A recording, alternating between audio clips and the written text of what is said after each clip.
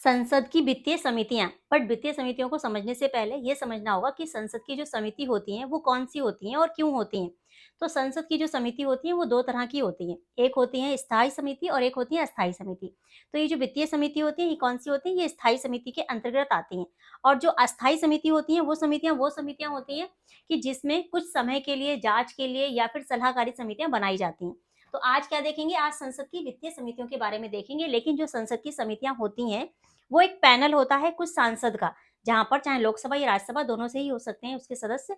तो उन दोनों से मिलकर एक पैनल बनाया जाता है जो किसी भी एक स्पेसिफिक काम को करने के लिए अपनी राय देती हैं और अपना काम करती हैं। लेकिन यहाँ पर यह ध्यान रखना है कि जो समितियां बनाई जाती हैं उसकी जो रिपोर्ट होती है या फिर उसमें जो सदस्य होते हैं, रिपोर्ट तो सबमिट की जाती है लोकसभा के अध्यक्ष को या फिर राज्यसभा के जो सभापति होते हैं उनको। लेकिन यहाँ पर यह ध्यान रखना है कि जो समितियां बनाई जाती हैं उन समितियों के जो मेंबर होते हैं वो मंत्री नहीं होने चाहिए। सांसद तो हो सकते हैं बट मंत्री नहीं होना चाहिए। अगर उनको मंत्री का पद मिल गया है तो वो समिति के सदस्य नहीं हो सकते। तो सबसे पहले क्या है, संसदीय समितियां क्या होती है। वित्तीय समितियों को समझने से पहले क्या समझना है कि संसदीय समितियां क्या होती हैं। तो जो संसदीय समिति होती है वो क्या होता है, सांसदों का, ध्यान रखना है, सांसद मतलब राज्यसभा और लोकसभा दोनों के ही सदस्य होते हैं। एक पैनल होता है इनका जिसे सदन द्वारा नियुक्त किया जाता है और निर्वाचित किया जाता है। और ये अध्यक्ष और सभापति, अध्यक्ष कौन, लोकसभा के अध्यक्ष होंगे, और जो लोकसभा के हेड होंगे वो लोकसभा के अध्यक्ष हो गए, और जो राज्यसभा के होंगे वो कौन हो गए, सभापति होते हैं, के द्वारा नामित किया जाता है। जो समिति होती है वो अध्यक्ष और सभापति के निर्देशन में कार्य करती है और ये अपनी रिपोर्ट सदन या अध्यक्ष सभापति को प्रस्तुत करती है। तो ध्यान रखना है, ये अपनी रिपोर्ट, जो समिति होगी वो अपनी रिपोर्ट किसे प्रस्तुत करेगी, लोकसभा के अध्यक्ष को या फिर राज्यसभा के सभापति को। तो किसको, अध्यक्ष या सभापति को प्रस्तुत करती है। संसदीय समितियों की उत्पत्ति कहां से हुई है, ब्रिटिश संसद से ये लिया गया है। वे अनुच्छेद 105 और 118 से अपना अधिकार प्राप्त करते हैं। अब 105 में क्या बताया गया है, तो सांसदों के विशेष अधिकारों की बात कहां की गई है, 105 में की गई है। और 118 में संसद को अपनी प्रक्रिया और कार्य संचालन को विनियमित, रेगुलेट करने के लिए नियम बनाने का अधिकार कहां पर दिया गया है, 118 में दिया गया है। संसदीय समितियां अभी क्या बताया, दो तरह की होती हैं। कौन कौन सी होती है, एक तो स्थायी होती है, जो वित्तीय समितियां हैं वो कौन सी है, स्थायी समिति। इसके अलावा विभागीय, ये भी स्थायी समिति में आता है। जांच हेतु समितियां जो बनाई जाती हैं वो भी इसी में आती हैं। जांच और नियंत्रण के लिए समितियां बनाई जाती हैं। संसद की जो दिन प्रतिदिन के काम होते हैं उनसे संबंधित भी समितियां बनाई जाती हैं। और हाउस कीपिंग या सर्विस कमेटी से रिलेटेड भी समितियां बनाई जाती हैं आदि। और जो तदर्थ समितियां होती हैं वो क्या होती हैं, वो अस्थायी होती हैं, वो स्थायी नहीं होती हैं। ये जो तदर्थ समितियां हैं वो क्या है, वो अस्थायी हैं और उन्हें सौंपे गए कार्य के पूरा होने पर उनका अस्तित्व समाप्त हो जाता है। जांच समितियां हो या सलाहकार समितियां हो, इनको किसमें विभाजित किया गया है, ये अस्थायी समितियों के अंतर्गत आती हैं। कौन सी, जांच समितियां और सलाहकार ज्यादातर समितियां किसमें आती हैं, ये कुछ टाइम के लिए बनाई जाती हैं, अस्थायी होती हैं। तो आज क्या देखेंगे, वित्तीय समितियों के बारे में देखेंगे। अब वित्तीय समिति, संसद की जो वित्तीय समितियां हैं वो कितनी तरह की होती हैं, वो 3 तरह की होती हैं। तो ये इस बात का अंदाजा आप इसी बात से लगा सकते हैं कि वित्तीय समिति या फिर संसदीय समितियों से related question UP PCS pre exam जो अभी 12 अक्टूबर को हुआ था उसमें भी पूछे गए थे 2 क्वेश्चन। वो 2 क्वेश्चन कौन से थे वो भी लास्ट में देखेंगे, तो वीडियो को एंड तक देखिए। तो अभी क्या है कि वित्तीय समितियां कितनी तरह की होती है, ये होती है 3 तरह की। कौन कौन सी, पहली तो है लोक लेखा समिति, दूसरी कौन सी है, प्राक्कलन समिति, और तीसरी कौन सी है, सार्वजनिक उपक्रम की समिति। ये 3 समितियां होती हैं और तीनों ही वित्तीय समितियां हैं। आज इस वीडियो में केवल वित्तीय समितियों के बारे में ही बात होगी। तो लोक लेखा समिति, यहाँ पर कितने मेंबर होते हैं, तो यहाँ पर मेंबर होते हैं 22। प्राक्कलन समिति, यहाँ पर कितने मेंबर होते हैं, यहाँ पर होते हैं 30। सार्वजनिक उपक्रम की समिति, यहाँ पर कितने होते हैं, यहाँ पर भी होते हैं 22।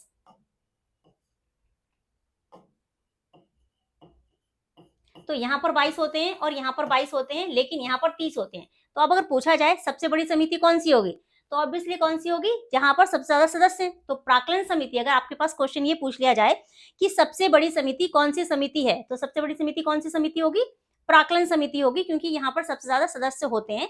और ध्यान ये रखना है कि इसके जो भी सदस्य होते हैं 30 सदस्य, वो सारे लोकसभा से होते हैं। लेकिन यहाँ पर जो 15 यहाँ पर सदस्य जो 15 होते हैं वो होते हैं लोकसभा से, और जो राज्यसभा से होते हैं वो होते हैं 7।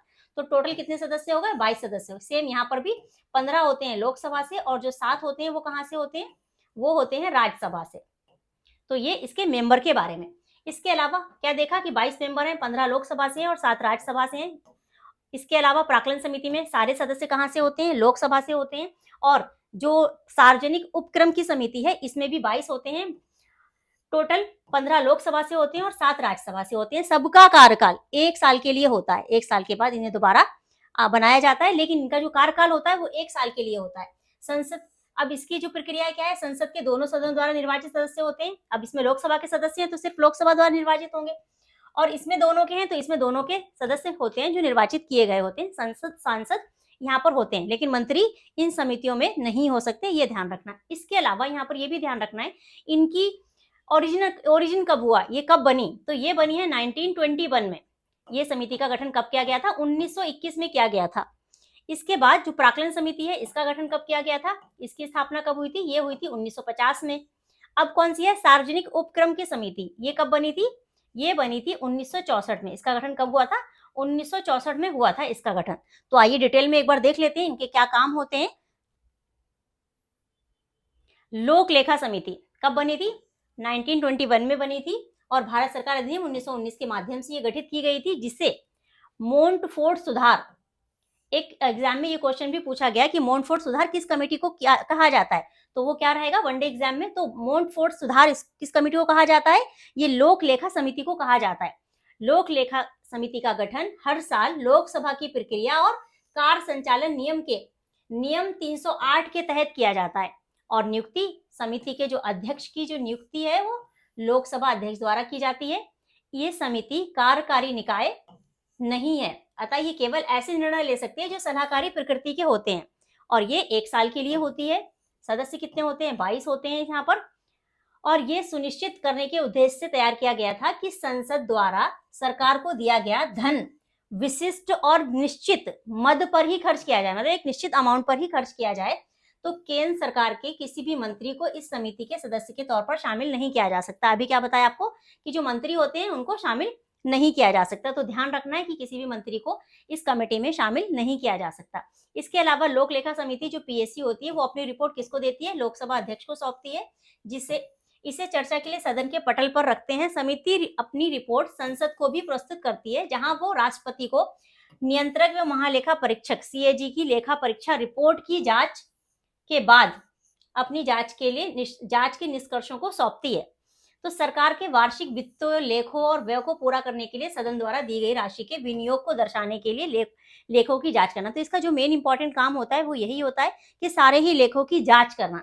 सदन के समक्ष रखे गए ऐसे अन्य लेख जिन्हें समिति ठीक समझे, सिवाय ऐसे जो सार्वजनिक उपक्रम से संबंधित हैं, आवंटित किए जाते हैं। सरकार के विनियोग लेखों पर भारत के नियंत्रक एवं महालेखा परीक्षक के प्रतिवेदनों के अलावा समिति राजस्व प्राप्तियां सरकार के विभिन्न मंत्रालयों विभागों द्वारा व्यय और स्वायत्त निकायों के लेखों पर नियंत्रक व महालेखा परीक्षक के विभिन्न लेखा परीक्षा प्रतिवेदनों की जांच करती है। ये समिति सरकार द्वारा अत्यधिक खर्च के साथ साथ गलत आकलन या प्रक्रिया के अन्य दोषों के कारण हुई बचत की भी जांच करती है। नेक्स्ट क्या है? प्राक्कलन समिति। अब ये प्राक्कलन समिति क्या है? तीनों वित्तीय समितियों में से भी एक है, लेकिन ये सबसे बड़ी समिति है, ये ध्यान रखिएगा। प्राक्कलन समिति, इसका गठन कब हुआ था? 1950 में हुआ था। और कितने सदस्य होते हैं? 30 सदस्य होते हैं। मंत्री इस समिति के सदस्य बनने के लिए पात्र नहीं होते हैं। इस समिति के अध्यक्ष की नियुक्ति लोकसभा अध्यक्ष द्वारा उसके सदस्यों में से की जाती है। कार्यकाल 1 साल का ही होता है। मुख्य काम क्या है? मितव्ययता और संगठनात्मक सुधारों पर रिपोर्ट देना, दक्षता लाने के लिए वैकल्पिक नीतियों को सुझाव देना, नीतियों पर व्यय की समीक्षा करना, और ये सुझाव देना कि प्राक्कलन जो बजट है ये अनुमान होते हैं, इसे कहीं कहीं पर अनुमान समिति भी लिखा जाता है। तो ये अनुमानों को संसद की किस रूप में प्रस्तुत किया जाना चाहिए, ये सुझाव भी दिया जाता है। सिफारिशें प्रस्तुत करना, इस समिति की सिफारिशें लोकसभा में प्रस्तुत की जाती हैं और संबंधित मंत्रालय को 6 महीने के अंदर या समिति द्वारा निर्धारित जो भी आवश्यक समय दिया जाएगा उसके अंदर कार्रवाई करनी जरूरी होती है। लास्ट क्या है? सार्वजनिक उपक्रम की समिति। 1964 में इसका गठन हुआ था। किसके? कृष्ण मेनन समिति की सिफारिश पर। कितने सदस्य बताए? 22 सदस्य होते हैं। कार्यकाल 1 साल के लिए ही होता है, और 1 साल के लिए ही कार्यकाल होता है, और अध्यक्ष उसे सदस्यों में से नियुक्त करता है। अध्यक्ष उन्हीं सदस्यों में से ही नियुक्त किए जाएंगे, और जो भी यहाँ पर संसद द्वारा हर साल एकल संक्रमणीय मत प्रणाली के माध्यम से अनुपातिक प्रतिनिधित्व के द्वारा इसको चुना जाता है, इसके सदस्यों को। अब यहाँ पर क्वेश्चन क्या पूछे गए थे यूपी पीसीएस के एग्जाम में, वो देख लेते हैं। तो क्या पूछा गया था, लोक लेखा समिति के संदर्भ में निम्नलिखित में से कौन सा कथन सही है। क्या पूछा जा रहा है कि कौन सा कथन सही है, सही जवाब देना है। तो लोक लेखा समिति अपनी रिपोर्ट लोकसभा को सौंपती है, क्या ये सही है या गलत है। दूसरा क्या है, लोक लेखा समिति में राज्यसभा के 15 सदस्य होते हैं। क्या लोक लेखा समिति में राज्यसभा के 15 सदस्य होते हैं। इसका आंसर आपको कमेंट बॉक्स में देना है। पहला समझ लो कि पूछा क्या जा रहा है कि लोक लेखा समिति अपनी रिपोर्ट लोकसभा को सौंपती है। दूसरा क्या है कि लोक लेखा समिति में राज्यसभा के 15 सदस्य होते हैं। अब आंसर क्या होगा, ए बी सी डी, ये आपको बताना है कमेंट सेक्शन में। नेक्स्ट देख लेते हैं, नेक्स्ट क्वेश्चन क्या पूछा गया था। अभी जो 12 अक्टूबर को एग्जाम हुआ है उसमें नेक्स्ट क्वेश्चन क्या पूछा गया था, समितियों से रिलेटेड, वित्तीय समितियों के बारे में है ये।